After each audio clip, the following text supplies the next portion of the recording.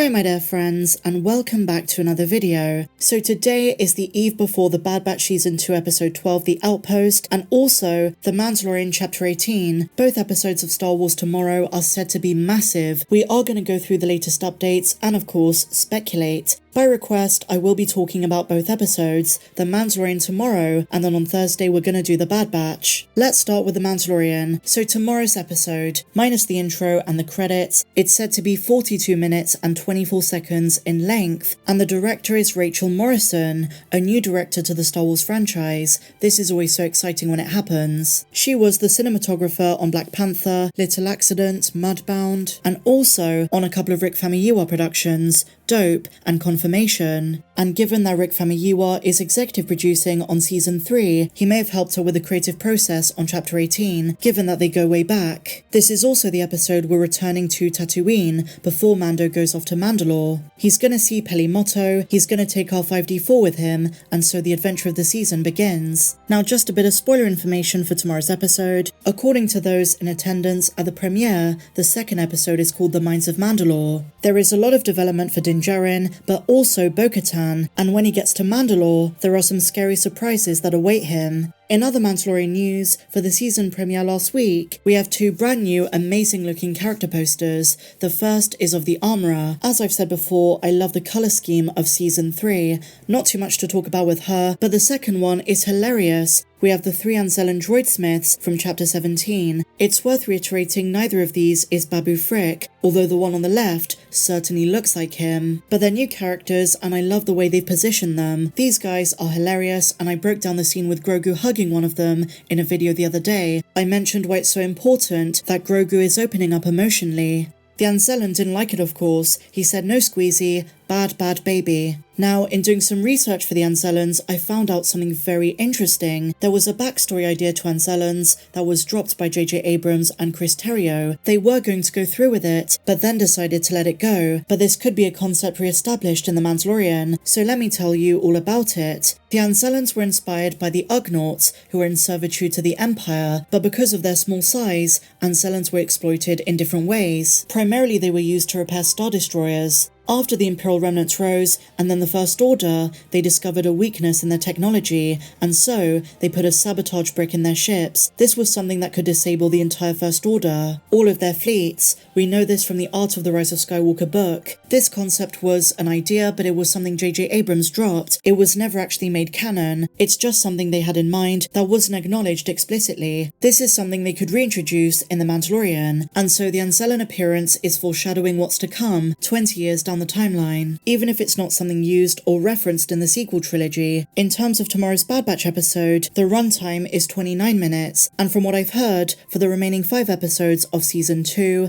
we're going to be on Mount Tantiss, or at least a large part will be, which in my opinion was always going to be the most intriguing part of Season 2, after the Season 1 finale teased it. Mount Tantiss looked amazing last week, and I can't wait to see more of it in the next few episodes. The Empire is now after Omega. They want her to convince Nala Se to go through with the cloning project, but is she going to comply? Are they successfully going to get her? Now it's worth saying that tomorrow's episode is Crosshair's climax. It's one of the most defining moments in his story arc, and the episode after that as well. D. Bradley Baker said episode 12 is one of the darkest of the season. It was his favourite. I think we're going to start to see what the Empire's going to do with the remaining clones, including Crosshair. Could he be the one that the Empire sends to find Omega? Moreover, who does he answer to now? Rampart is either in prison or dead. Is it going to be Tarkin or someone else? Even the name The Outpost sounds very much like it's based on Mount Tantiss on Wayland, and I really hope we see more Scorch. Also, what it is Nala Se is being asked to do. Is it related to Palpatine and his contingency? Jennifer Corbett and Brad Rau did say there might be connections to Dr. Pershing and the Imperial Remnants projects later in the timeline, so there is going to be a thread of interconnectivity between the two shows. Whether that's obvious or implied is yet to be seen. I really doubt we're going to see Grogu, for example, but how awesome would it be if we did?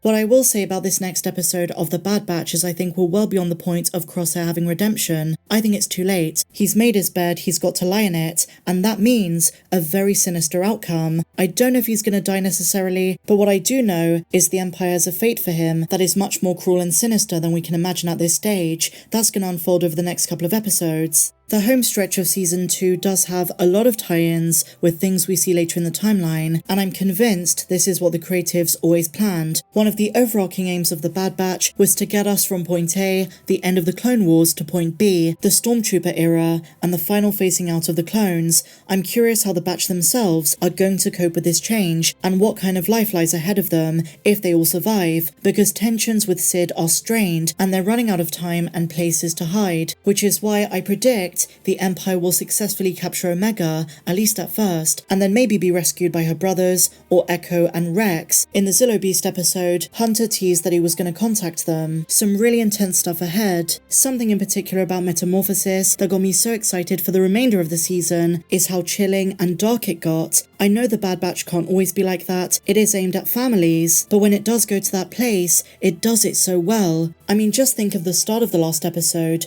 the disabled ship plummeting through space with a lone clone commando running through the dark ship. He wasn't hunting, he was the one being hunted. When he stopped, something suddenly pulled him into the dark abyss, never to return. The build up to the Zillo Beast reveal was horror perfection, but even afterwards when the Bad Batch found it and it grew, it was scary and ominous, not to mention, apart from Nala Se's cell, they haven't shown us too much of Mount Tantiss. There is so much mystery up in the air. Fingers crossed we see more of it and get a better idea in tomorrow's episode. The galaxy far, far away, particularly in the TV setting, works well when there's a crossover and exploration of new genres. Between the spy thriller of the Andor show, the space western of The Mandalorian, the mystery thriller of The Acolyte, the Amblin coming of age of Skeleton Crew, and so on. And with animated shows, in particular The Bad Batch, which follows in the legacy of the Clone Wars, it's important to maintain a range, just as that show did. You get a little bit of everything, but with Mount Tantiss, this is something of galactic importance that impacts the future of the timeline as well. I can't wait to break it all down when it's out, and we'll talk about it in depth. So with that said guys, share your thoughts in the comments down below.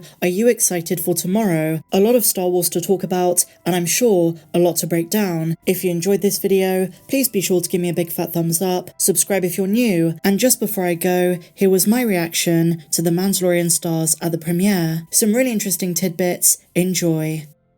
Alright, so let's begin. An amazing cosplayer of Bo-Katan, and here is Pedro Pascal. Space Dad, The Mandalorian Din Djarin. Let's begin. All of the hard work to be shared with everybody. I'm just so excited. This has been a long wait and it's finally here and everyone... There's Katie and Emily Swallow. They look amazing. They're such lovely people, wonderful human beings. I've spoken to Emily Swallow before. She's a very kind-hearted woman. Very funny as well. I am just so excited for everyone to see it. It's about time, okay? Here and everyone is I am just so excited for everyone. That's such a cool shot of Pedro and Katie. Din Djarin and Bo-Katan. What's going to happen next, guys? We know that Mando is going to Mandalore, and Bo-Katan's kind of just given up. I don't think that's permanent, though. For the time being, her clan left her, they're out as mercenaries, she didn't return with the Darksaber in Season 2, but I think something's going to happen. Do you guys think she might follow Mando to Mandalore, just to keep an eye on him?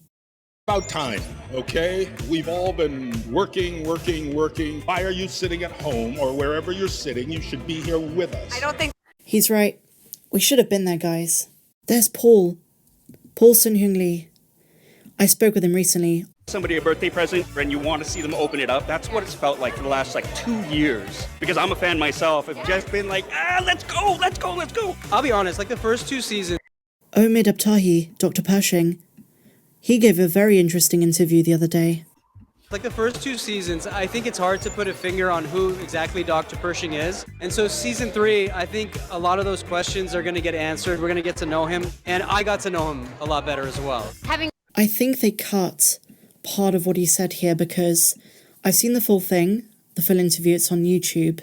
It may be this one or it might be a separate one, but he does talk about how we have this very defined binary of Imperial and Rebel, but Dr. Pershing occupies a very different space, and it's not quite clear what his intentions are.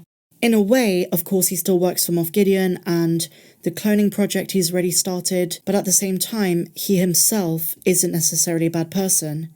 he's just a cog in that Imperial machine, probably working on Mount Tantis back during the Bad Batch Season 2. That it gives you something new to look forward to as an actor. It's never the same. And I really love that about The Mandalorian. It's never the same. Every season feels distinctively different.